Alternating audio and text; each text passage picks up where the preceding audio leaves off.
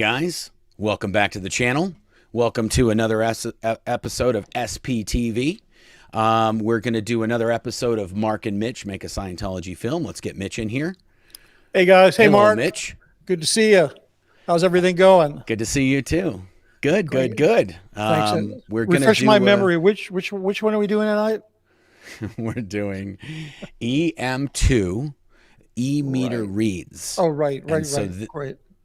This is a big deal film because every single student that learns how to use the e-meter in Scientology, they have to watch this film at least many hundreds of times, maybe even thousands of times during the course of their auditing and e-meter training. They'll watch this individual film. Yeah, it's insane. More times than any of us have seen Die Hard. Well, yeah, this is one of those films that it's not a hard film to shoot per se, because it's not a lot of, I mean, for this one we really just had auditing room sets and lots and lots of close-ups on the e-meter, right? That's what I remember when we did this.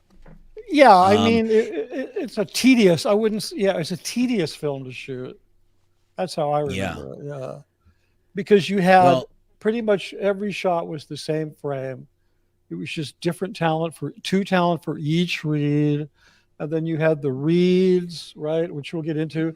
And then we had to illustrate a bunch of the reads with special effects, right? Remember, like, we'll talk about these, but like the rocket read and these bizarre kind of reads. Yeah. Like reads. We got to back up, I guess, because there might be people watching this that don't know what a Scientology e-meter is. Right. And there's another film, that we made, which is the film after this one, which is called The History of the E-meter. Oh, right. Which you think that would be the first film that they would have on the e-meter. I don't know, but it would be EM1, but EM1 is a completely other film that we're going to talk about. But regardless, the e-meter was developed by a guy in England called Volney Matheson. And Matheson made this e-meter, and it was sort of like a parlor trick. He would put somebody on this e-meter, and then he'd ask them questions, and this big needle would move around on the meter. And the first meters were actually, they had projectors built into them. So you could put this meter in the front of a stage where you were doing this counseling or just asking this person questions, and it would project on a big screen, and everybody that you're doing the lecture to could see what the meter was doing. Right. And then Hubbard started using a small version of this thing, and it was called the Matheson meter. And then he eventually was using it so much that Matheson didn't want, when Hubbard was starting to, ask people questions about their past and trying to do counseling with it, Volney Matheson was like, I'm not into this. And so Hubbard had the e-meter just reverse engineered, and then they made their own e-meter, a Scientology e-meter. And we shot, when we did that history of the e-meter film, and even I think when we did a few different e-meter films, we actually had access to this guy, Don Breeding. Do you remember? Oh yeah, for sure. He lived in San Diego. He didn't even live that far from gold.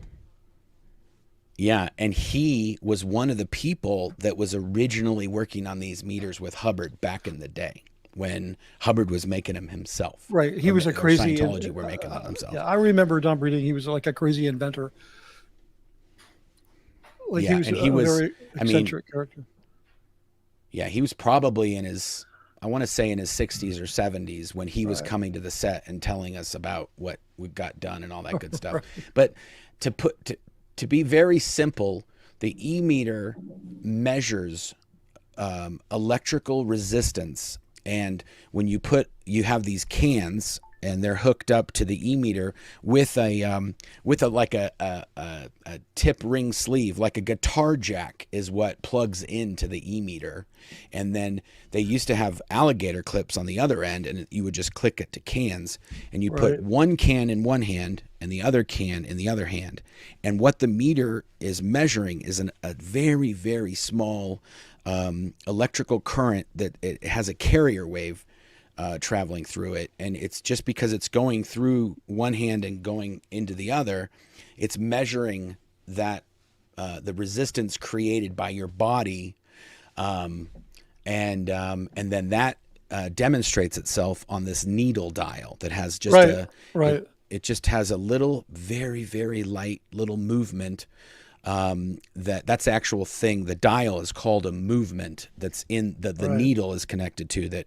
So when it gets the wave, it gets the measures the resistance, and then it demonstrates that in how that reads on the e-meter. That's essentially what it is. And Scientology, this is a very contested sort of subject, because the e-meter, it's not exactly a lie detector, but it kind of works the same way a lie detector works, right? Well, yeah, I think on one vector, there's a lie detector also reads a number of other vectors like your pulse and the amount of moisture in your skin and all kinds of things like that. But as we describe it, as it was described in Scientology, the e-meter puts a tiny trickle of electricity through the person's body. And then the theory is that the mental thought, which is, the brain is powered by electricity, is that as that thought shifted, it would affect this tiny trickle of electricity, and then that would show up as a read on the meter. And it actually works. The interpretation of what those reads mean is completely junk and is dangerous. But the fact that it is reacting to thought, it is reacting to changes in what you're thinking about, that's just a provable fact. But the fact that somebody else is then taking that and interpreting it in such a way to completely gaslight you into believing something, that's where the meter is dangerous.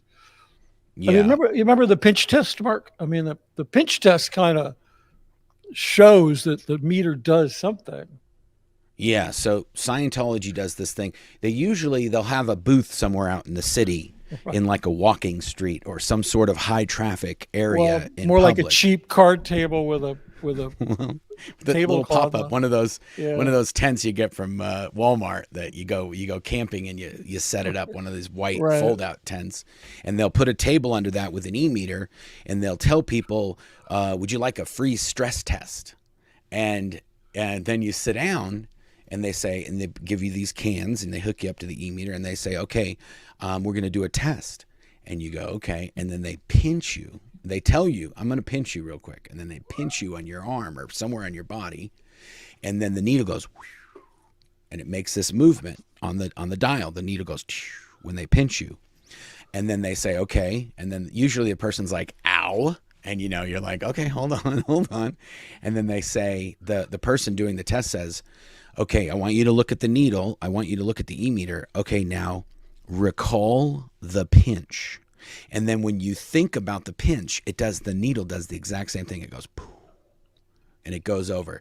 And that's usually the aha moment for somebody that's, stressed out and they want to know how they're going to fix it. They go, oh my God, that thing knew about the pinch. Yeah, and they tell you that you've just seen a thought, like literally.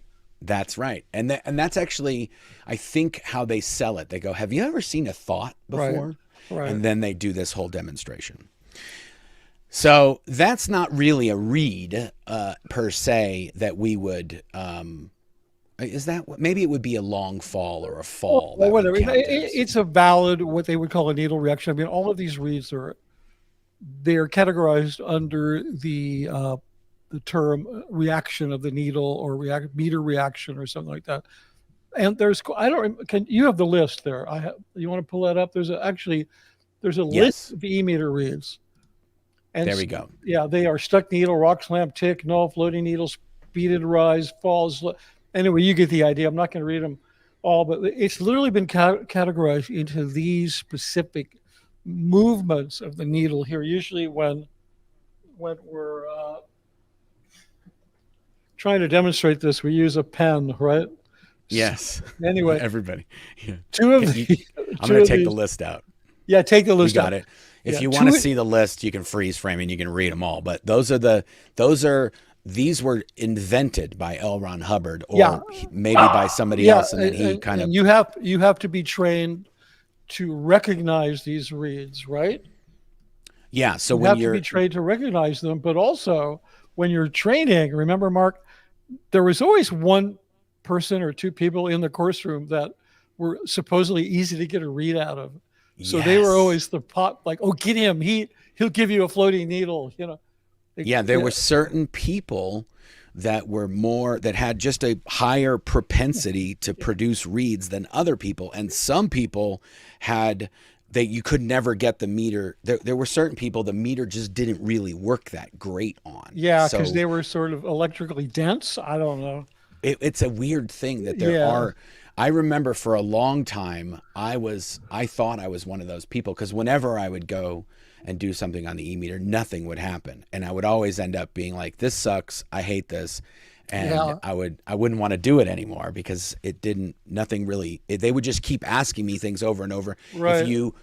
The way it works in Scientology is when they're doing the counseling, or what they call auditing, if you're the person on the e-meter, a lot of times they'll ask you questions, but you don't have to answer the questions physically with your mouth. They ask you the question, and then they look at the needle to see the answer. So whether you say yes or no, or I didn't do that, or I don't want that, it doesn't matter. They just pay attention. Yeah. Really, the main thing they're looking at, they want to see, is the needle. Yeah. If they say, so what's bothering you? Did you do something you're not telling me about? And you say no. But the needle does this. It goes boom. They're going to say, well, what was that? And then because you believe in all this bullshit, you're going to think, oh my God, they just read my mind. The other thing I think is worth noting, the meter also stops working as soon as you stop believing in it. So, I mean, there's so many stories about people who are just like, once they pop their head out of it, they're like, go ahead, ask me anything. And it's just. That's right. Well, that's what I was going to say, because I learned very early on. I joined the Sea Org in 1989, and then I started at the base in 1990. But in 1988, I went to see Depeche Mode, a band that I am quite fond of, and I went and saw them at the Rose Bowl, and I was front row center, and they sold out the Rose Bowl, and it was pretty much the best in concert that I'd ever been to in my life, because I wasn't even really that old, and I hadn't been to that many concerts. But whenever I would get in a tough spot while I was getting counseling, I would just think of that time when I was sitting front row, and I would think about the songs, and I would think about these just towered speakers and just the whole experience. And then I would get a floating needle on the e-meter. And then when you get when you're being asked these questions on the e-meter, the one that ends everything is the floating needle. If you have a floating needle, they're done. They can't go anymore. Nope. As long as, well, you also have to have good indicators. Like you have to be smiling and stuff. That's true. Occasionally somebody will have a floating needle and they'll be crying and you can't stop them. But listen, moving right along. Sitting there thinking about the Depeche Mode concert. I'm happy as can be. And I know, and also this was a kind of a double whammy, because once I figured out that would get a floating needle, then just thinking about it, I would feel better, because I'd be like, oh, this is going to be over in 2 minutes, because I just realized I started thinking about that. And I can see, you can tell by the auditor, they're like, oh, and they start writing notes, and when they're writing a lot of stuff and you're not saying anything, then you know, like, oh, something's happening over there on the meter. We're good. And they'll be like, and then they'll be like, you know what? We're going to end off right now. We're good for now. We're going to end that off. And, we're going to end the session. And then they actually, when the session is over, they tell you, they kind of give you a little, okay, we're going to wrap up, and and then they go, end of session. And then you go, okay, great. And then you go and you go to another person, and you get on a different e-meter. And then that person, you just sit down and hold the cans. And if your needle is floating, it's sort of like a double check. So if you faked out the last guy, when you go to this next person, if your needle's not really floating, then they say not, and then they say no FN, and then that means you got to go back in and within do 24 session. Hours. So within 24 hours, it's rough. And if you don't, the division of the organization that does the counseling, if you don't go back in session within 24 hours of not having a floating needle, then they lose all the count of all of the people that they counseled for an entire, I think it's a 24-hour period. They lose all those statistics. So it's very, They very call it, what heavily. do they call it? Oh, they call it a red tag. Right. Yeah, red you get tag. It's like soccer. It literally is that You get a red the card. auditor gets a red card and they put it on your folder. And actually the auditor doesn't, the auditor gets the red, the counselor gets the red tag, but you also get the red tag. Right. And it might not be that person that takes you back in session, right? Because that person could have messed you up. Right. So when you have a red tag, usually they pan you off to another person that then is the person who is really a hotshot counselor who's going to make it so that red tag goes off. Yeah, because they want to get out of trouble. Yeah. They're in trouble because they're part of that division. Okay, now drilling down specifically to these reads, there's 3 of these reads that I personally find kind of troubling. Yeah. One, the worst, is the rock slam, because a rock slam is like this erratic thing. It could be caused by the fact that your meter was made by a 14-year-old teenager who didn't know how to use a soldering gun. Yes. Lord, you know, which to be honest is 99% of the reasons why that I mean, yeah, today they're made in Taiwan, but I'm not sure that that's any different. We don't know that they're not being made by 14-year-olds over or there. Or 6-year-olds. Okay, like, we don't know that. We don't know. And we should know. So the rock slam, if you get a rock slam, you're in serious trouble. You're going to go straight to ethics. You're going to have your life turned upside down. You're going to have you're going to, anyway. Well, trying to stay fair, YouTube friendly. If you're in the C organization, like if you've signed the billion-year contract and you work for Scientology, if you get a rock slam, you go to the RPF. That's an L. Ron Hubbard policy. That if you and there was a period of time where hundreds and hundreds of Sea Org members were being sent to the RPF because they were all rock slamming. Turned out it was the e-meters in the end, but they didn't tell any of those people. Right. But my own mother actually was assigned to the RPF for having a rock slam. Right. And she wrote a report every single day she was on the RPF and sent it to RTC.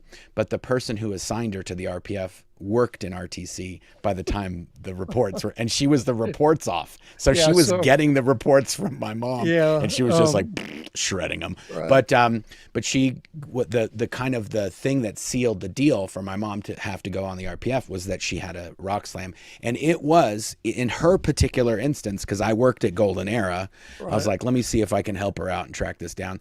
And we actually found out that the meter that she had the rock slam on had rock slammed on other people, and it was a faulty meter, and there was like just a cold solder joint in it. Yeah, it was an SP meter. It was an SP. Yeah, it was a rock slamming meter. Yeah, I'm sure it was inhabited with BTs. Okay, so that's the first bad one. What are the other two? Okay, the next one that I find particularly troubling is called a theta bop. Ooh, now, I know that sounds like fun. That sounds like a hit song by Xenu and the Body Thetans. Hit song. The Theta Bop. Do the Theta Bop. Theta Bop. Yeah, Theta Bop should maybe be on a mug. I'm not sure. Theta Bop. It's a fun word. It's a really fun word. And it does this. See if I could remember it. It's a dancing. It goes like this. It goes over. I'm going to do it in slow motion. Then it does a little thing. And then it goes the other way, and it does a little thing, and it goes another way, a little thing. Now, this is how this is. Yeah. I think the way the description of it is a sweeping move of the needle that dances at the ends. Yeah, with a little. Just dances at the end. That's what. I think that's how he describes it. If I remember correctly. That rings a bell. It does a little dance. That's maybe where the bop came from. I think that was a Hubbard thing. You know, he was around during the times of the bop. Well, they were going to call it the Theta Chubby Checker, but it was because that was the 50s. You know, when he came up with all this stuff. So what does the Theta Bop interpreted as? It basically means that you need a thing called an interiorization rundown because your int is out. Yeah, you're instead of your attention being outside of you, all of your attention is on yourself, and you're basically kind of like in your head, or you're in your what they call in Scientology, you're in your case, or you're introverted. You're thinking about yourself instead of just doing your maybe thing. You're just stuck on something. You've had some horrible hardship and you can't get your attention off of it. It's kind of what we would call normally in the larger world is you're very introverted. You're in a state of complete introversion, and you could end up receiving some very lengthy invasive auditing because this interiorization rundown thing. It was not as bad as the introspection rundown, which is what unfortunately That some mentally ill people have been given to very bad result. But it's not. It's kind of on. It's adjacent to the introspection rundown. it's a close cousin of that one. Yeah, it's different mother, same father. Yeah. But, yeah, definitely the same father. Yeah, and then the other one was, I believe it was, and then the other one was the rocket read. And the rocket read was remember there was we did a graphic animation, and the person who was receiving the auditing, right? There was this animated drill that was like going, I thought it was like a jackhammer. I thought it was like an electrical. Yeah, like a ray gun. It was electrical. Yeah, it was totally, but it was like an electronic beam, like drilling into the guy's forehead, like and then the read was like and this meant you wanted to get the hell out of wherever you were, and you would get some very special treatment from that one. So some of these, the really odd ones, really meant trouble for you. So, and then getting to the film, we just essentially showed each one of these reads. And I'm going to have to put him out in a minute because I'm almost out of treats. He needs I was going to say his needle is not floating right now. No. He's theta bopping like mad. He's about to start rock slamming. I wish I still had my meter. But it's amazing. I know. I started with the little wooden Mark V. I don't know if anybody's seen that one, if it means anything, but that was. So first meter that Hubbard made back in the 50s and the 60s, it was a wood box, and the front was a piece of plexiglass, and all the electronic components and knobs and dials and everything were built into that front panel, and you could just unscrew, I think it was 4 screws, and just take the whole thing apart. And those cost a few $100s. Well, by the time Scientology got into the 1980s, that was the Mark V e-meter, which is kind of like probably I'd say the first kind of mass-produced machine that was made in, you made several hundreds. The wooden one? The wooden one was mass-produced? Yeah, the Mark V. Yeah. Yeah, well, I remember there was some controversy, Mark, sorry to interrupt you, but remember there was some controversy about there was the British Mark V and the American Mark V, and one of them was, I think the American was junk, and then everybody had to use the British Mark V, and then they sorted the one out in America. I think that was with Don Breeding. Just take me out for a second. Probably. I'm gonna let him out. No problem. It's okay. We'll just leave it there, and I'll keep yapping. So they had he's right. They did have a Mark V that was made in England, and they had a Mark V made in America. And eventually they just canceled all those, and they had one called the Mark VI. And the Mark VI it really was like a product of the 1970s and 80s. The Mark VI was a product of, and it was just like, I think so. Plastic. Yeah. By the way, I put my dog in the meter. He was theta bopping, and he okay, good. Out. So then they had the Mark VI, and then they came out in the late 1980s. They came out with just a brand new thing called the Mark Super, or the Mark. It was the Mark Super 7. It was just the Mark 6 to be. Oh, did you do the Mark 6? I did the Mark 6. Okay, good. And then the Mark 7 was kind of like a more fancy, a kind of cleaned up version of the Mark 6. Yeah, supposedly it had more sensitive guts inside, and then they gave it a little brass label they stuck on it. And they called that one the Mark Super 7. Right. And then that one was pretty much the only meter that was made for maybe a decade, for probably I want to say all of the late 80s and all of the 90s. That was the meter. Right. And Scientology would sell these meters for $4,000 to $5,000 each, and you had to have 2 of them if you were a counselor. Wow, yeah, I don't even remember. That must have been painful. Yeah, well, there's discounts if you're this and how much you bought, how many. Well, yeah, if you gave a shitload of money to the IES, they automatically give you a 10% discount. The cheapest you're going to get it, I think, was probably for $3,500 to $5,000, somewhere in there. Then, because it was so expensive, David Miscavige had this great idea. Hey, we could just take the same guts from this one and put them, and this one had digital readouts for where the dials were and stuff. We can take the same guts and put it back into a wood box like we had in the old days, and we can sell those for like $500, and we just take the digital readouts out and we just make them all mechanical sort of counters and stuff like that. And so Golden Era Productions produced those for a while, and I don't remember how much. I think they were probably like $750 or $500 or something. Explain that one to me. I don't remember that. It was the Mark V, but just a new version of the Mark V that Gold sold and made. And it was for students. It was for students. The student meter. Yeah, I remember. So the students could learn how to audit on a meter without having to shell out $7,000 to $10,000 for these two, because you have to have two. If you're doing counseling, you have to have a backup one in case the one you're using just takes a crap in the middle of the counseling. You got to pull one off the shelf and just keep going. Right. So they were like, you can practice with this one, and then when you're ready, then you got to buy it. You got to pop for the big one. So they kind of they give you, it's basically like, here's the iPad. If you want the iPhone, well, that'll do everything. But right now, we're just going to give you an iPod for now. Yeah, so exactly. And then in 1996, David Miscavige, he had an idea about what the e-meter should be based off of an L. Ron Hubbard lecture where L. Ron Hubbard said how the e-meter should work. And the e-meter that we were selling didn't work like that. And he had an idea how to fix that. And then that one was called the Mark VII Quantum. And that was better than the Super 7. And it was this, you couldn't use the Mark 6s anymore. And I don't even know what happened to the Mark V. They probably don't even have that, because it's a piece of junk. And it was made by Golden Era Productions, and Golden Era Productions stopped making it. So I'm pretty sure that meter doesn't exist anymore. So everybody has to use a Quantum. And that's the one that's made by on the same assembly line that made Sony Walkmans. This is what Scientology tell you.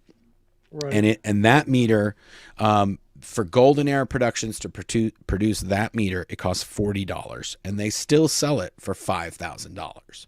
And it does the exact same thing that pretty much all the other ones do. And here's a picture of that. We can just show you here.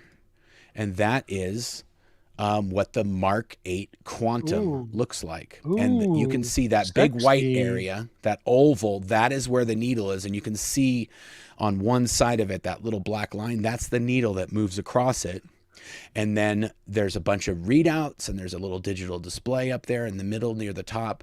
And then these two knobs, one is a sensitivity knob, and one is called a tone arm. And that basically, the needle, if you just imagine that the needle wasn't an oval, but it went all the way around in a circle like a clock. If you could just picture the needle being able to go all the way around, the tone arm moves it into this one little view window of that whole circle that you would see. Right. So you could be reading down off of it, and the tone arm basically just moves the reaction of the needle into the middle of this dial, so that it can be observed, because all the activity is happening somewhere else in that spectrum. I think the theory was, as the person's resistance was lowering and they were feeling better, then where the needle would show up on the dial, it would no longer be viable.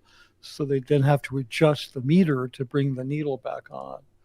So anyway, that's and I think and then go ahead. I was going to say, the new thing that this meter did, supposedly according to David Miscavige, was it was just a lot more sensitive, and that the sensitivity was variable. So as the person, there was less resistance, or there was less detectable activity on the needle. This new circuit they had designed would become extra sensitive to be able to see those things. Right. And now here's the part that's crazy to me about all this, is that almost all of what we've told you so far is open to interpretation by multiple people. Completely. So if I'm counseling Mitch and I say that he had a floating needle, and then he goes to the examiner after the counseling session and they say, no, he doesn't. And then if you saw the needle on the counseling, you go, yeah, it was floating. And then you go to the thing and you say, no, I think that's floating. The person who's doing the examining could go, no, that's not what a floating needle is. So for many, many years, there was a lot of debates about what these reads were. And was one of the things this film was supposed to solve, is that Right. we would show everyone these Right. are the reads. Right. Once and for all. I mean, one question. Well, let me make one comment. Wasn't that also? It's a question for you because you were involved in this. Wasn't that also kind of the justification for why they were putting video cameras in the sessions, so they could kind of verify the reads and not really spying on you? Yeah, well, that is also, that Yeah. could be a convenient, Yeah. That a was sort of the convenient excuse, but no. That was the so cover story for why they put the video cameras in the auditing sessions. Oh, we just want to make sure that the reads were accurate. But yeah, well, then you don't need to record the sound. Why? that's well, no, here's why you need. I'll tell you the excuse for the sound, is because if you ask the person, Oh, right. I'm going to try to keep my finger here. If you ask the person, what fruit do you like? And you say apples, bananas, kiwi. Well, kiwi is the one they like because it fell right after they said kiwi. So if you don't have the sound, you can't know if the needle, the correct answer, or the thing that they call it, the item that reads, it has to read at the millisecond as the question is done being answered. Right. Yes, they say it's on the end of the last syllable. Yeah. So if you say, like I showed, you say apple, banana, kiwi, then you go, okay, kiwi's the one because it happened right at the end. And so you have to have the sound, and then you have to have the picture because you have to be able to see the needle. And the way we would set up these auditing rooms in the Scientology organizations, all of the counseling rooms have at least 2 cameras. They have one that looks at the pre-clear, and it's looking over the shoulder of the counselor, and it's looking at, you can see the needle on the e-meter, and then you can see the person that they sit on the other side of the e-meter. And then there was another camera that would show both of them. So it was like a 2-shot of them sitting at the table. Well, is that what you would call that? Yeah, it was a 2-shot, just from a side view of them doing it. We would call it a profile 2-shot. Profile 2-shot, yeah. So we would put and we would put a very small button microphone.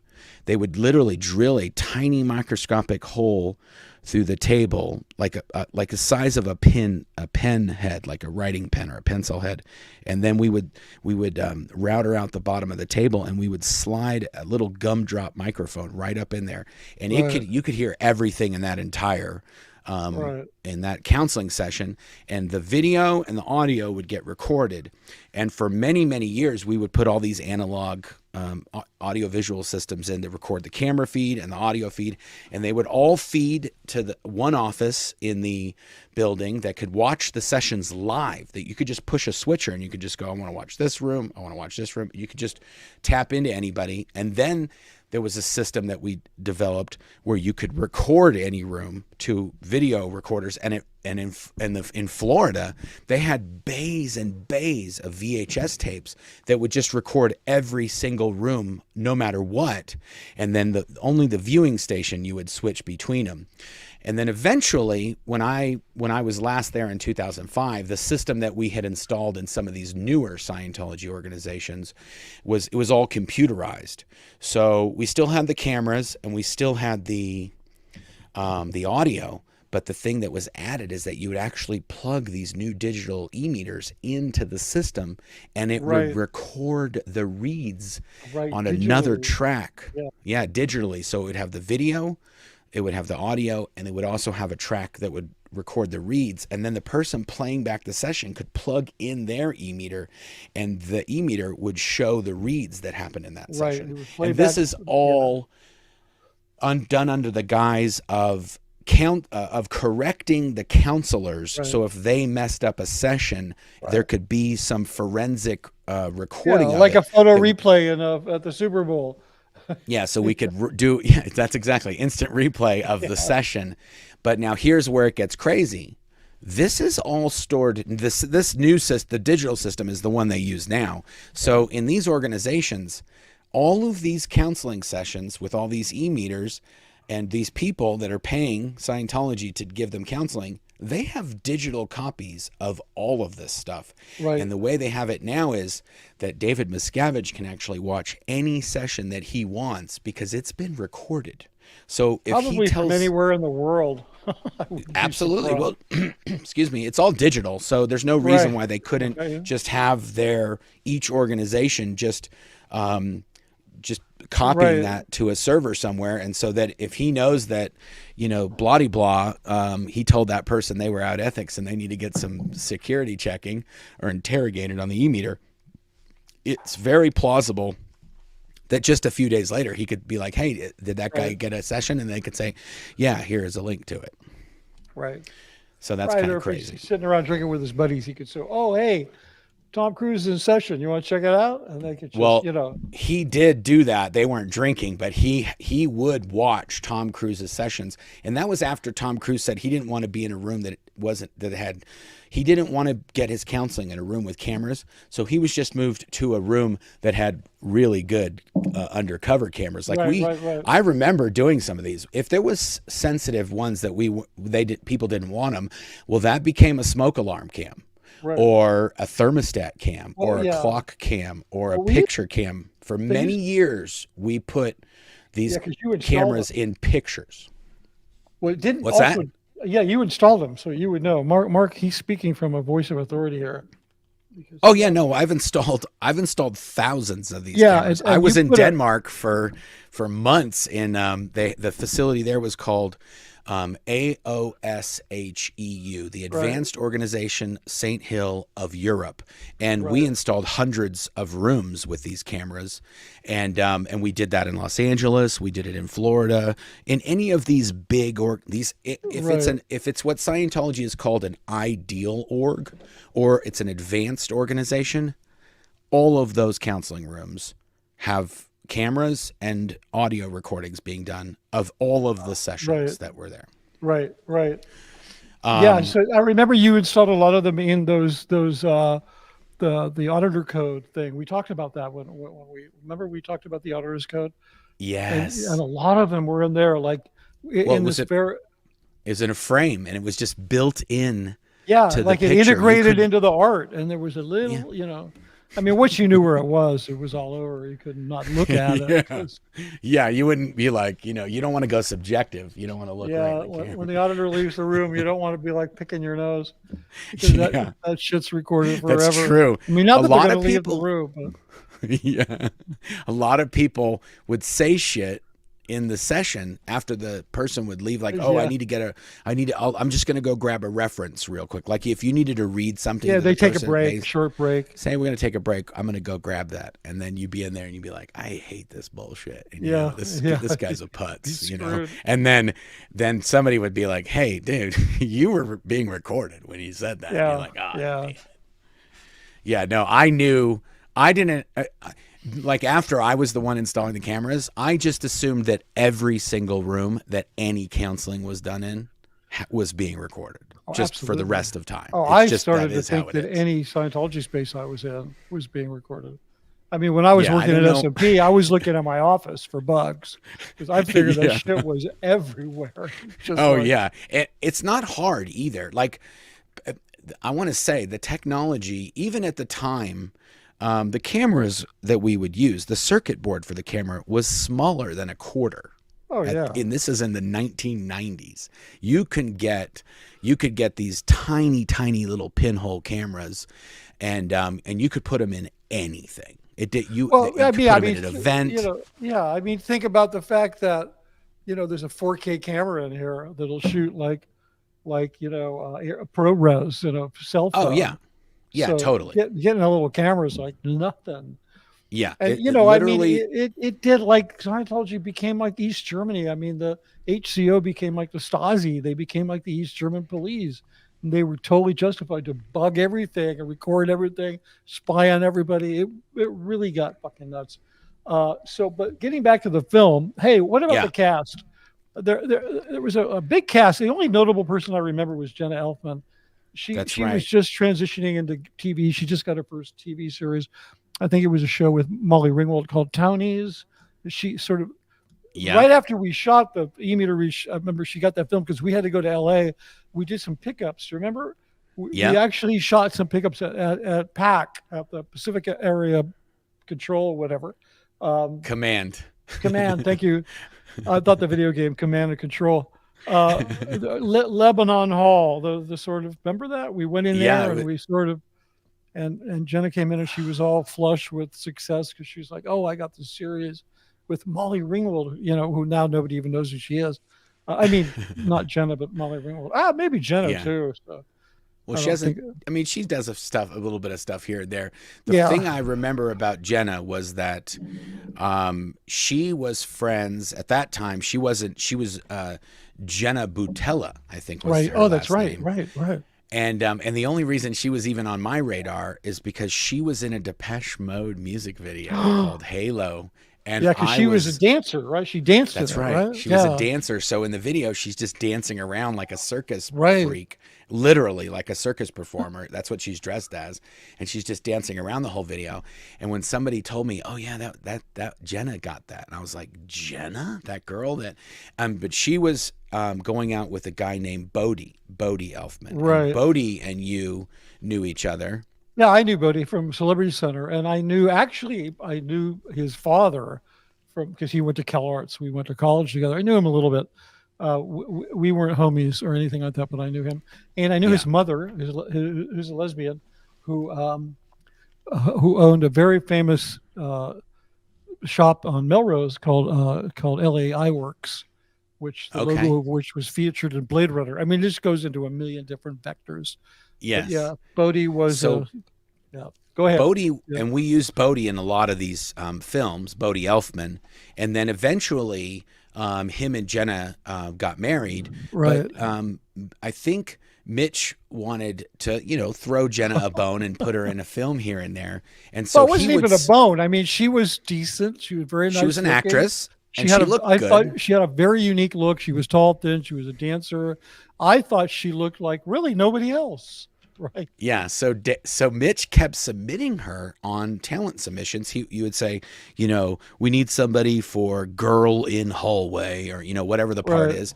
And then he would submit somebody and then he would give an alternate and then maybe another alternate depending on how many people talent had done auditions for. And he kept submitting Jenna and she would get disapproved. And then David Miscavige would approve the alternate. And this happened multiple times, so much so that raised suspicion, definitely. Yeah, so then Mitch submitted her again, and Dave Miscavige wrote on the talent submission, "Stop submitting this girl. She looks like Linda Blair from The Exorcist." And so that was the last time. But now the craziest part of this was the talent chief. It was a gal by the name of Nancy Julienne at the time. She's gotten 7 more names since then, so nobody will find her. But Nancy was the talent chief, and when she went, she would do the auditions at Celebrity Center in Los Angeles for these Scientology or non-Scientology actors or actresses, and they would compile all these auditions and then they would send them up to Gold, and then the talent person at Gold would then propose them to Mitch, and then David Miscavige would be the next person who would approve it. And so she went back down, this Nancy gal went back down to Los Angeles to do some more auditions. And Jenna said, "Hey, did I get the part?" And she told her, she just said, "No, David Miscavige said you look like Linda Blair and not to submit you anymore." She told her exactly what he said. Yeah. She was never supposed to tell Jenna the reason. Yeah. She was just supposed to keep it quiet. And I remember, I'm pretty sure that girl went to the RPF for doing that. She went to the RPF for saying that to Jenna. She went to. I'm not surprised. I mean, but really the amazing thing out of that story, Mark, is that he thought Jenna Elfman looked like Linda Blair. I mean, I couldn't imagine two people. Well, yeah, it didn't help that after that, Jenna was in movies and she had her own TV show. I mean, this all happened post the Linda Blair comment. She didn't. I think she had a show called Dharma and Greg. No, before Dharma and Greg, she was a co-star on Townies on the show. But I think the Linda Blair thing happened right before she got. Could have. Yeah, it was a really bad scene. Yeah, the talent department was kind of famous for making faux pas like that. I mean, there was a girl came up to me one day, and she was one of the staff, and she was really in tears, and I felt really bad, and she started yelling at me that, "You never cast me because you think I'm too fat." I'm sorry to use that language, but I knew nothing about this. Like, just randomly, Oh, so the talent person didn't want it because they couldn't get her approved or whatever. They just made up something like, no, I never saw any of her auditions. Oh, so it was just being vetoed before it got to you. They lied to her and said, Mitch thinks you're fat. Oh, they just lied to her. And then she comes up to me one day and she's just in tears. Anyway, she was in the next film. Yeah. She got a part in the next film. Wow. Yeah. Yeah, no, there was all kinds of nonsense. Really nice person. Yeah. As long as we're on the subject of talent, I cannot mention the talent department, Golden Arrow Productions, without saying, for all of you people who watched a movie called The Never Ending Story, or if you saw Daryl, or a bunch of movies that came out in the 1980s, there was a guy by the name of Barrett Oliver. And he was in those movies. He played the kid in Daryl, and I think he was the guy who's reading the book in Neverending Story, not the guy that's riding that fluffy dragon. No, he was the kid who was riding the dragon around. He was the star of that film. Yeah, he was the kid reading the book, Mitch. Okay, I went to school with him. Okay, take it easy I know you over did, here. But he was my talent. Yeah, he was the talent chief. That guy joined. No, he was an assistant to the talent chief. No, he was the talent, Mitch. Well, I guess because Monica left, right? That's right. Trust me. He was the assistant. And then this is what always happens in the Sea Org. If there's two people in the area and one of you takes off and escapes, you're now the boss. So he became the talent chief. And Barrett Oliver signed a Sea Org contract for 1 billion years. He was first working at the Celebrity Center in Hollywood, and then he got promoted from the Celebrity Center, and he went to the international base, and he was the talent chief. And eventually he was treated so horribly that he no longer wished to work there, and he said that he wouldn't, and he was out at that ranch they called Happy Valley, which is where the Sea Org kids lived, and he just lived in a tent there until they finally let him go. And now I think he's a very successful photography he's a professor. Yeah, I tried to get in touch with him. He's a professor of a kind of very antique analog form of plate photography. Yeah. And what is it called? A Woodbridge? The name of the? I'm not sure, but it's a type of old box camera. Like 1880s kind of. I think he's like one of the foremost experts in the subject. Yeah, he's been doing it for years. But hold on a second. I just got to show you one thing. Okay. Yeah. He was the guy who reads the book, and the kid that's like the kind of the adventure kid that rides the dragon is. Okay, but that's Barrett Oliver, and he's on the dragon. I know, you got to watch the whole movie. But the other kid rides the dragon for most of the movie. Then okay. At the end. Okay. Yeah. But yes, that's Barrett Oliver on the little fluffy dragon guy. You can take that out of there. I apologize for that. It's all good. And I haven't seen the movie in 50 years, so I can. Yeah, I have not either. Too. But that's not on my my Netflix right now. But okay, so either way, this film had Jenna in it, and I'm trying to think if there was. Oh, the only other thing I wanted to say is when we shot this film, all of these reads when you're shooting these films. The reads that are occurring are not the actors making these reads occur on the needle, on the E-meter. There was a dude, and we had this Mac 2 FX Apple computer that had this sound program on it, and that's where all these reads lived. And because state of the art. Yes, very state. We were basically using an Apple computer as an audio playback device, but if the needle read wasn't exactly the way we wanted, you could adjust the sound wave to make it go a little longer, or you could go a little further, or more amplitude, or whatever it was. Yeah, because you could. Is this it? You could feed audio signals into that E-meter, and they would show up as a read, right? An actual E-meter read. Exactly. And that is how that's how we made all the reads, was with the sound. We used the sound out of the computer. And so what would happen is but there had to be a way remember how I said when you say something at the end of the sentence is right when the read needs to occur.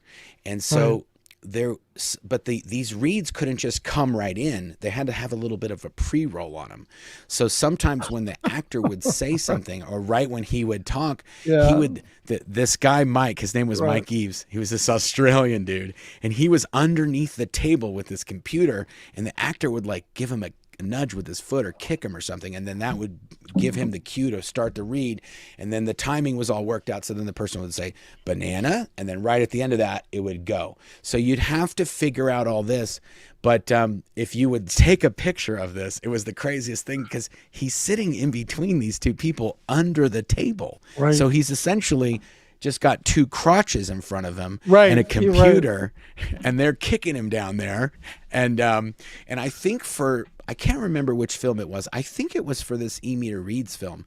This guy, Mike, he was always in trouble. He was the person that actually would operate that machine that we talked about in our last video, the Roxbury. He was the guy who operated that, and he was always blowing shots and titles. And so we couldn't get him sometimes. And then I had to learn how to do the reads. And I would be under there on the table and be like, okay, lights, camera. And then Mitch would be like, okay, action. I'd be like, and then I was the one getting kicked. Well, but we had a lot of fun doing that.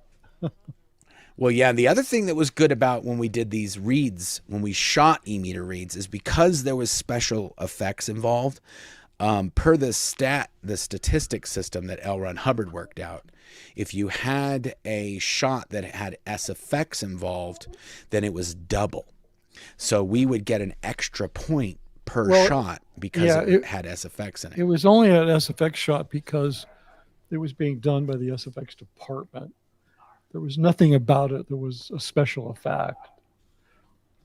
Oh yeah, no, literally just because they came to the set, it's a special effect. Yeah. Well, that whole computer and all that, but that's a special effect. But if we blew something up, that was also, so whenever we did shots that had explosions or squibs or yeah, that's true. But this was a double-edged sword as well, because when you're shooting these E-meters, when you're shooting them up close and the whole entire frame is just this dial, when you're on the set, you see what you see.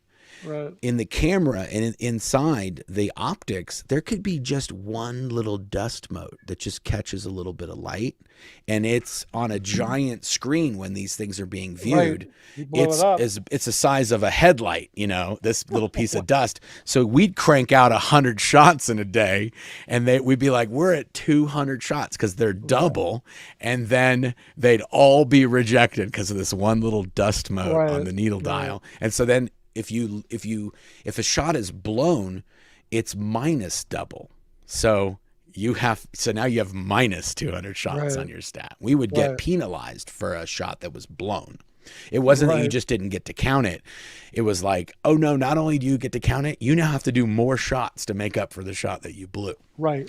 So it was a lot of crazy politics involved in all this nonsense.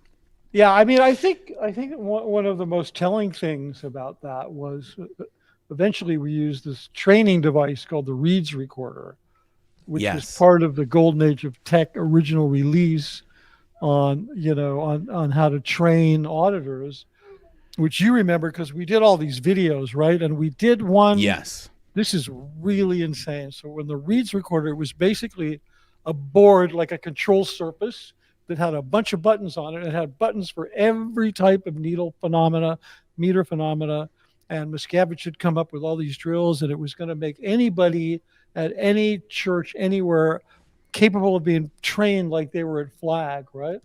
Yeah. So we shot these videos to present it at an event, and they decided to choose a child to be the auditor. Now, this has become a really controversial subject today. I mean, if you don't believe me, go tune into Serge Del Mar's channel and talk about the abuse of children who are being made to audit adults. But here at a Scientology event, we're showing, it was a 12-year-old girl. What was her name? Hollander. Lauren Hollander. Lauren Hollander. Just a cute little, she was like probably 10 then, right? And she's just 10 or 11. She was very, very small. Yeah, she's like very sassy. Yeah, she was very sassy. And She could yell at adults and boss them around, and it was like, yeah, yeah, you better do what she says. yeah. But it was really bizarre because, now that we have all these reports about these children being groomed to audit adults and really about their deepest, darkest It's sexual yeah, secrets. And it's right there really weird. yeah. Yeah, So, it's so who super did inappropriate. Miscavige want to show being trained as an auditor to audit children? I mean, it was his idea. He said, I want, get a little girl, blah, blah, blah. Later I got audited by a 14-year-old girl with Marty Rathbun screaming in her earpiece. And Yeah. the obscenities he was screaming in her earpiece, like, Oh, we forgot to say that. Not only oh, in some yeah, of the at the end base, I don't know if this is everywhere else, but at least in the international headquarters, not only are they recording all that, the counselor has an in-ear sometimes, headphone, yeah. so that somebody like David Miscavige or Marty Rathbun or one of these other guys can be watching the playback, and Mitch, they could say, hey, did you ruin that film on purpose? And Mitch is like, no, no, no, no. And then Marty could be in the earpiece saying, ask him if he hates David Miscavige, and that's why he ruined. Way They could worse just than be that. well, I Way know. worse than I'm that, yeah. trying to be just general. Yeah. Okay. Ask him if he performed a sexual act with that roll of film. Oh my goodness. No, that's Anyway. YouTube friendly. You can say sexual on YouTube. No, but that was that wasn't a real thing, you maniac. No, but it wasn't. But it could have been. Yeah, it could have been. Yes. Yeah, literally, it could have been. There was a guy that built David Miscavige's office. He was an engineer, and he did all the plumbing and all the copper pipes in David Miscavige's office. And he was having his way with the pipes before he'd put all the fixtures on them and all that stuff. And so they had David. You thought what I said was ridiculous. I know, but this really happened, and they had to rip out all the copper. They had to rip out all the copper in the building. David Miscavige was like, "You rip it all out. I don't care if you clean it. Rip it all out and put all the new copper in." Yeah, I don't know if anybody's watching the Boys spinoff Generation V on Amazon, but they just had a character who had that problem. On the fourth episode, they did a whole thing with that. Oh my goodness! Really funny. Anyway, yes. So there's crazy things that'll come up in these counseling sessions. That came up in a counseling session, and that resulted in a lot of construction costs all of a sudden out of nowhere. I wonder what happened to that guy. Yep. The last thing I have to tell you about the film. So we shoot all these films, and you have all these scenarios in which the reads are shown and presented. Right. Well, separately, once you've seen that, you understand the basics and what the reads mean and all that. So the students then have to watch a different film, and it's called EM2. This is EM2, E-meter reads. There's another film called EM2A, E-meter reads drill film. And all it does is it just shows the read. It says, this is a floating needle. And then you're supposed to say floating needle. And then it shows all these different reads. And then it says, okay, now we're going to show you the reads, but we're not going to tell you which ones they are. And when the and they film mix up comes the on, order. They mix the order up. They don't show them in the same order. Yeah. And you have to call them out, and you're sitting there in the film room going, floating needle. Like it's That's right. And if you say the wrong one, then everybody looks at you like, you got to watch the film again. Yeah. So if you don't get them all right, you got to watch it again. Yeah, and if you get them all right, nobody says bingo. Yeah, there's no prize. There's no Bob Barker's. Dun, dun, dun, dun. Yeah. You don't get to go to the showcase. You just get, okay, I don't have to watch this film anymore. That's not one of those films that people could take a break in and go to sleep. No, it was like, I want to say it was like a 10-minute film. It was a very short. There was only 2 drill films. I think there were 2. Yeah, there was PC indicator, EM10A, which was the PC indicators drill film. Yeah, right? And then there was the tone scale drill film. Oh, right, because you got to guess people's tone. Yeah, so there was the reads, tones, and AEIOU. Oh, I cannot wait to get to that one because I have stories about all of those people. Anyway, so yes, so that was the other film. So we knocked out 2 films today. And so once you saw that original film and then you had to do the Reeds film, you could go see the Reeds drill film. That was the one you'd end up going to hundreds and hundreds and hundreds of times, because every time you screwed up, you'd go back and they'd send you in. If you called a read, if you were doing a counseling session and and you wrote, okay, that was a floating needle, but it wasn't, you got to go watch that film a whole bunch of times. And sometimes the assignment would be go watch that film 10 more times. It wasn't just go watch it once. Right. You had to watch it a bunch more. Okay, should we do some questions real quick and then? Yeah, let's do that. Oh, while we're doing that. Yeah. I found a couple of bonus. I hate to backtrack, but you go ahead and do that. I found when we were talking about TR-14, the film with the devil, I found a better you found another photo. shot. Oh, you said you were going to give me that. I totally forgot about that. But you know what? I think I can pull it up here. I found a better photo of the set. Yeah, things kind of went to hell. So let me see. But you go ahead and do the questions. And, awesome. And I'll get it. Okay, good. Okay, good. Here we go. Questions. And Arnie Van Halen says, hey, Marc, when you was in Copenhagen, did you ever meet a guy, Marcus Lassier?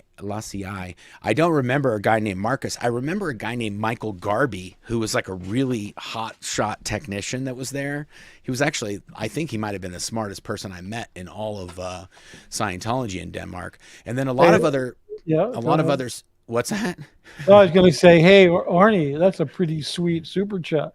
Yeah. Don't be dumb, Marc. Give me some. No. Yeah, don't be dumb. Give me some. It says Swedish krona. We got to get my hands on that. Yeah. Exactly. Thank you for that, Arnie. Sorry, I don't know your guy named Marcus. And Paula Flanagan super chat. Thank you for that, Paula. Super sticker, I guess they call it. I don't know all this lingo. Code Monkey, e-meters freak me out. Yeah, they shouldn't. It's really not that big of a deal. And also the current that they put through, you can't even detect it. Like, I don't think you don't get a tingly feeling or anything when you pick up these. No, you can't. It's like if you put your fingers on a battery, like on a D cell battery, right? Something like that. Yeah, you don't feel it. Yeah, you don't feel it. You don't feel it at all. Okay, here's a picture. Fluffy Wickets. I put the picture up there. Yeah, here it is. Oh, perfect. Here we go. I'm just going to read this. Fluffy Wicket says, DM is so dodgy in every way. TC is meant to be his best friend, and he does that. Ugh. Yeah, no, if Tom Cruise knew of half the things that David Miscavige did behind his back. I'll put it back this way because that's actually kind of cool. Oh, yeah. So when we did the film TR-14, there was a close-up photo of Katie Mitchell in front of that sign, and this is actually what it looked like. So the thing we put up was just the hell sign, population infinite. Right. All this other stuff that is there, it was there when we got there. This concrete thing was just sitting there. Yeah, and there's that concrete thing was featured in the first Terminator film. They went inside that concrete thing, and that's where the headquarters were. Where the what's his name? John Connor. John Connor, the John Connor adult who then went back. We first saw him in the film inside there, but then we bulldozed this trail in there and moved all the rocks around, put the sign in. That's what the entrance to hell looks like, according to Scientology guys. Yeah, but according to Scientology, it was just a hole in a mountain with a sign. This is according to Mitch Brisker. Okay. This is hell. Population infinite. Yeah, I mean, my background is Jewish, so I'm like, hell. Jews don't believe in hell. It's true. They don't believe in hell. Okay, so there you go. Bonus TR-14 pick. Yeah, that was that. Okay, Code Monkey question. Did Golden Era Productions ever use Video Toaster back in the early 90s? I do remember that they did have some stuff. Golden Era Productions was so far behind. So even during the days of the Video Toaster, they were still cutting 16 millimeter film and editing that. on a moviola with a guillotine splicer. Yeah, with like literally razor blades and tape. Yeah, that's how they were editing when the Video Toaster came out. Same way you make sushi. Yes, pretty much, except without they don't use Scotch tape and sushi. They use. I got one more picture here. You got to put up. Okay, good. This is let me get rid of this comment. Thank you for that, Code Monkey. This is Katie Mitchell, and that is Evan. I'm gonna say. Yeah, that's my older son who's about to turn 30. So wow. That's how old this pic is. Yeah. Oh my God, and she's even got the whole outfit, even with the wings on. Yeah. So wow. We brought him to the set one day, and it was kind of a precious shot. So he's gonna wow. Anyway, that's a long time ago. I'm gonna say it's early 90s. Yeah, yeah, that would have been early 90s. 93, 94. Yeah, absolutely, it would have been. Okay, wow, look at that. Okay, and then we got a few left here. Japan of Green Gables, unrelated to Scientology films, but I just had a euro from Arby's. What is going on here, folks? Good for you. I'm glad you had a euro. Bo Beats, thank you for that, Japan of Green Gables. Did the subject of the hole ever come up, by the way, you two? We didn't, when we were shooting these films. That was before the hole. Yeah, it was a lot before the hole, but you know, a lot of the hole, we had little parts. We got to experience little test holes where you have it. So when we messed up a film, and we'll tell the whole story when we messed up the film and how that went when we cover that film, because that film might be a 2-hour video just on. Which one are you talking about? TR1? Yes, of course. I'm talking about TR1. That might there could be. We might have to break that one into sequences. There was so many. We didn't screw it up, Mark. We just. I understand, but I'm just saying. Okay, well, wait. When we shot the last shot of that film, the entire shoot crew, which I want to say at that time was about 20 people, 25 people, right.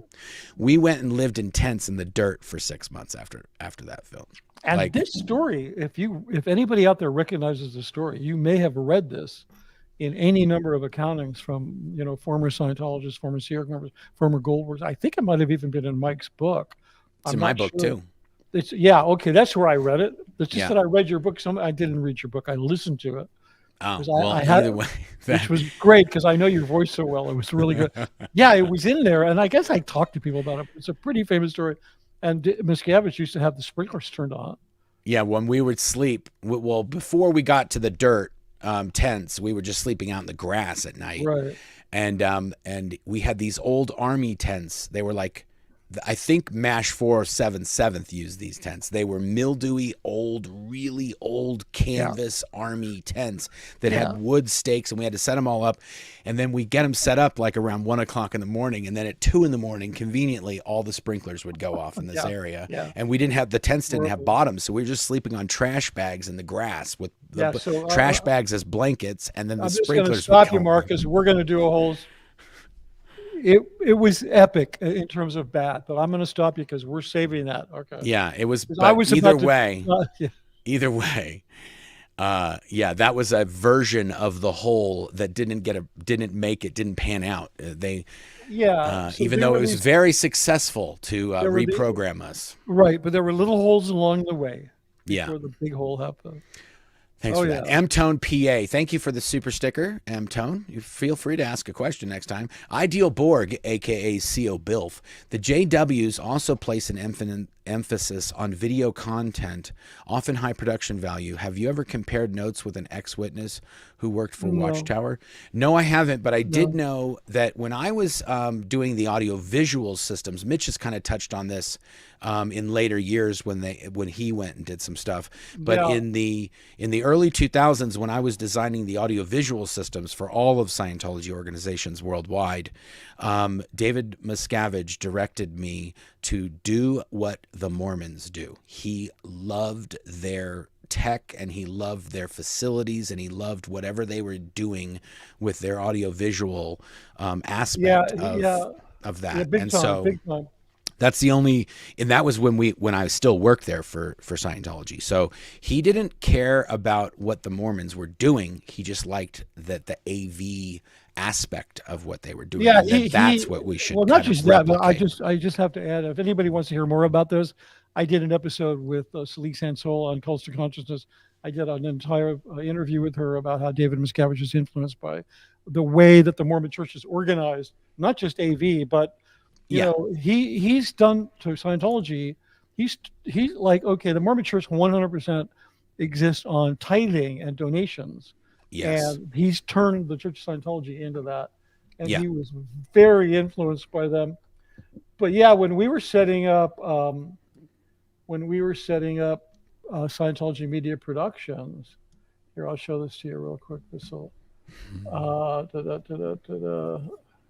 the hell did this go? Oh yeah. So we all went up here, Mark, put this on the screen when it loads. Just as proof, when we were setting up Scientology Media Productions, he sent us all up to BYU to visit BYU TV, which is the Mormon-owned station. Yeah. He's like, go up there. When Mark says, go do what the Mormons are doing, he like literally sent us up there and was like, go take a look. It'll load. It's still loading. Okay, it's all good. Big fucking file. There it is. Sorry about that. There it is. Okay, wow. Yeah, so, look at that. That's their broadcast facility. Yeah, and they were really nice. They gave us a really nice tour. We spent a few hours there, and yeah, they based this on. They went to a Discovery Network studio. Yeah. And then they copied that. Yeah. So, and then they were really not. They sent us to downtown. I don't have the pictures loaded, but they sent us to downtown Salt Lake, and they gave us a tour of the Tabernacle, with that incredible cathedral. Yeah. And do you remember, Mark, when we used to do, when you would do events, because you were producing events, yeah, you would do foreign languages, right? So people Yeah. could put a headset on. How many foreign languages would you do you think? 4. Okay. Spanish, French, Italian, right. And so one other one I can't remember. Maybe Japanese or Chinese or something, an Asian language. The Mormons at that Tabernacle, yeah, they do in real time 120 languages. Wow. So you want to know why Miscavige was jealous of these people? Unbelievable. Yeah, we had 4 booths, little they might as well have been porta potties with carpet on the sides of them, and then you just set up a mic in there, and the guy would be like, they put the no. Yeah, it's pretty nuts. Wow, that's amazing.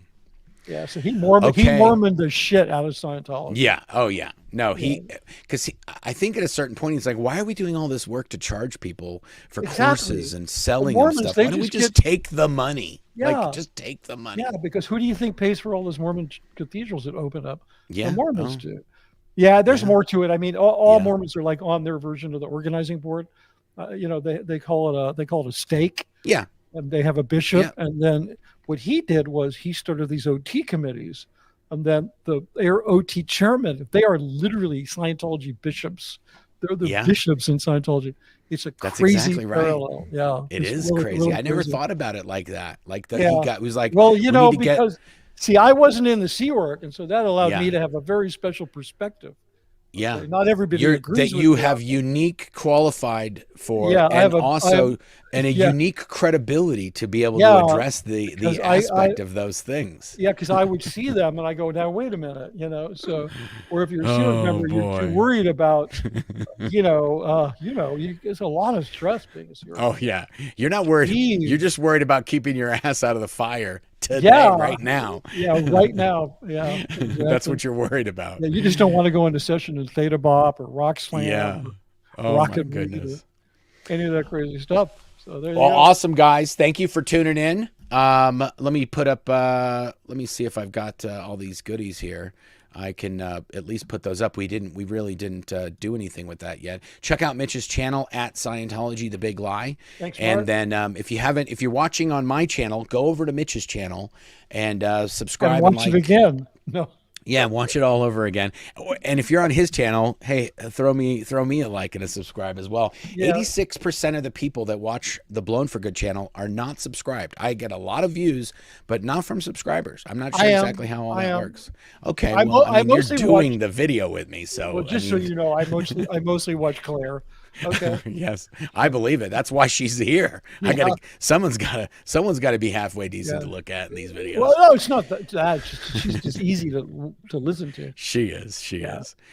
Thanks a lot, guys. We will see you in the next episode. We haven't exactly figured out which film we're kind of juggling which films we're going to do, but we'll get you on the next one. And thank you. And, you guys are great. Thank you so much. Yep. We'll see you next time, guys. Thanks. Yes.